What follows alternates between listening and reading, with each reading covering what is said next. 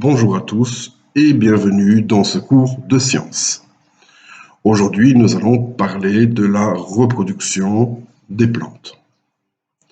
Mais qu'est-ce que la reproduction? Eh bien, la reproduction, c'est le processus par lequel les êtres vivants donnent naissance à de nouveaux individus. Ils permettent ainsi d'assurer la survie de l'espèce et de peupler de nouveaux milieux, de coloniser de nouveaux espaces. Alors, comment cela se passe-t-il pour les plantes? Eh bien, commençons depuis le début. Alors, tout commence avec une graine.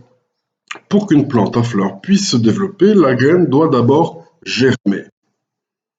Lors de la germination, c'est la racine qui va sortir en premier pour permettre à la jeune plante de se nourrir un peu plus tard. On appelle cette racine naissante le radicule.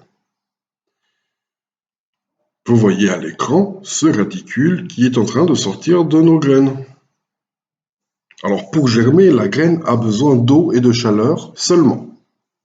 Tant que les racines ne sont pas développées, la plante n'a pas besoin de nourriture. La nourriture nécessaire à son développement pendant la germination est contenue dans la graine. Alors, une fois ce radicule sorti, ce sera au tour de la tigelle. Donc la tigelle, ce qui donnera plus tard la tige, et les feuilles qui vont se développer. Pour grandir, la plante a besoin d'eau qu'elle va puiser par les racines, de lumière qu'elle va capter par les feuilles, ce qu'on appelle la photosynthèse, de sels minéraux qu'elle puisera également avec ses racines, ainsi que du dioxyde de carbone. Donc, elle produira grâce à ces nutriments de la matière organique, c'est-à-dire qu'elle va grandir. Nous voyons à l'image la tigelle qui se forme, qui commence à grandir, et nous allons voir le développement des premières feuilles. Donc, à ce stade, la plante commence à pouvoir se nourrir, va commencer à pouvoir se nourrir d'elle-même, car elle aura puisé toutes les réserves de nourriture présentes dans la graine. Une fois arrivée à maturité, elle fera des fleurs, ce qu'on appellera la floraison.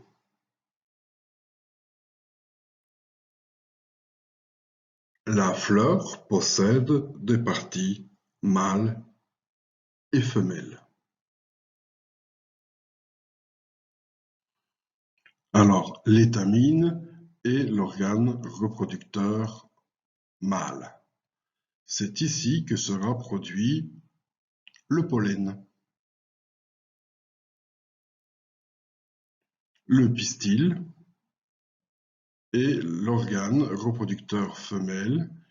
Il contient le stigmate, le style, l'ovaire et ce qui nous intéresse, l'ovule qui formera plus tard la graine.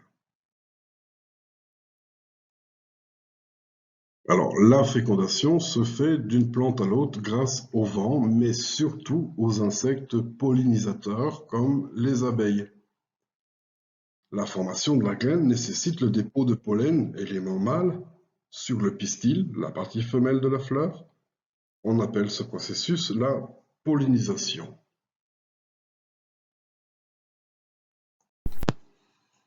Une fleur est composée de plusieurs pétales.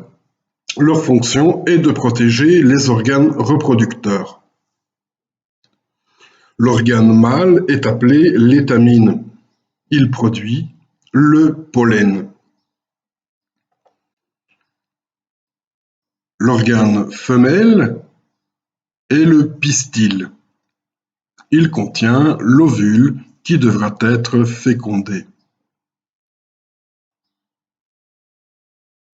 Les grains de pollen vont descendre jusqu'à l'ovule et vont le féconder.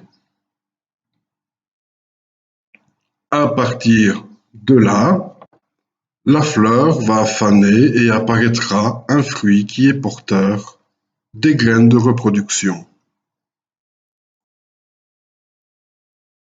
Suite à la pollinisation, certaines fleurs se transforment en fruits. C'est la fructification. Quand les fruits flétrissent, les graines contenues à l'intérieur vont être disséminées et donneront à leur tour naissance à de nouvelles plantes. Certaines plantes se reproduisent autrement. Elles n'ont pas d'organe mâle ou femelle. On dit qu'elles ont une reproduction asexuée. Certaines de ces plantes naissent tous les ans à partir d'un bulbe. D'autres enfoncent des tiges dans la terre qui donneront naissance à de nouvelles plantes.